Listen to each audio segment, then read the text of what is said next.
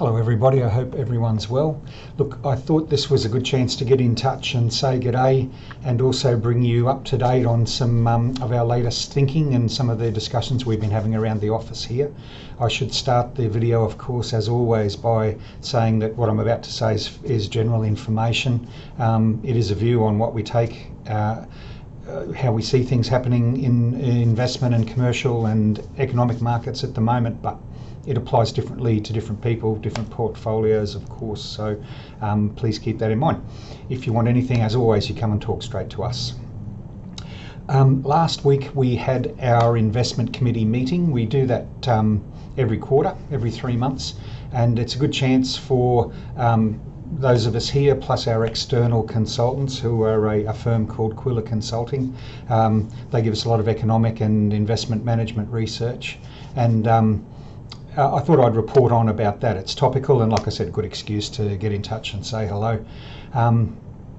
In short, we get together, we do it not just at these 3 monthly meetings, of course, but the 3 monthly meetings are more formal, and we get opinions together and we listen to advice and updates on the economies, on geopolitical matters, on where the world sits. We look at inflation, we look at interest rates, we look at announcements and data issues from central banks around the world. We look at the data around labour markets, growth rates, all of those sorts of things, and arrive at a view. And the way we tend to frame these is into 5 different scenarios of how we think things are. The more pessimistic at the moment is stagflation, for example, which is where economic growth weakens at a fairly great rate, inflation remains high or increases, and recessions hit fairly heavily and things like that. That's the most pessimistic. The most optimistic is that everything goes through fantastically well. There's no hassles, no downsides. Everything roars upwards and it's honky-dory. So of the 5, those 2, we then apply a percentage or a proportion, we think, of likelihood of each of them. Those 2 end scenarios are like outliers, and we have those at about 5% likelihood. So in the middle, scenario 2 is a hard landing, so not as bad as the stagflation.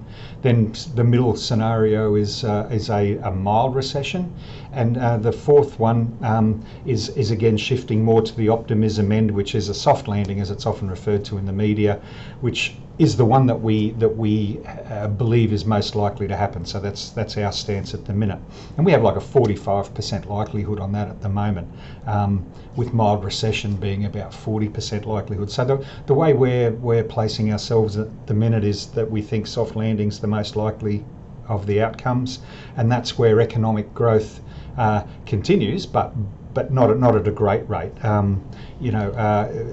or it flattens off or plateaus. Inflation moderates and starts to come down, but still remains higher than the RBA wants. We avoid recessions here and in the US particularly, the markets that mainly influence, but the growth is sort of pretty anemic, pretty wishy-washy.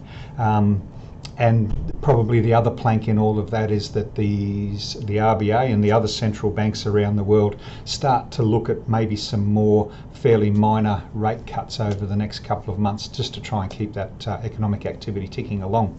So it could also be considered to be like a muddle through, a grinding kind of an environment. So that sort of flavours then how we approach other things, and it's not pessimism at all, it's optimism. It's not blind high-fiving everybody optimism, but it's a view that there are reasons to be positive, but also reasons to be cautious, and a lot of those reasons are geopolitical, and we think that there'll be quite a lot of volatility coming up for reasons that have been around for a while, such as all of the social unrest that's happening around the place.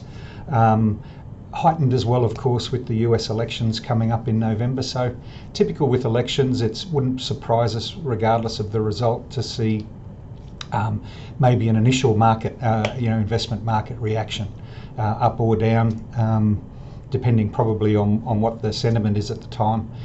But usually those things are short-lived, and markets react quickly, and often if it's a downward movement, buyers come in quickly and recognise longer-term bargains for what they are. So look, I didn't want this to be a long video. It was just a contact video, tell you what we're thinking. We've hit 5 minutes now, so that's probably enough. In summary, we're cautiously optimistic, which I think is a nice, sensible place to be most of the time anyway, and we're still watching things as always. But as I always end up saying as well, it comes down to appropriateness and purpose. So it's a good thing to keep coming along to reviews. You know, if you want any extra conversations, as always, all you need to do is get in touch. And other than that, hope you're all well, and take care, and we'll catch up soon. Thanks. Bye-bye.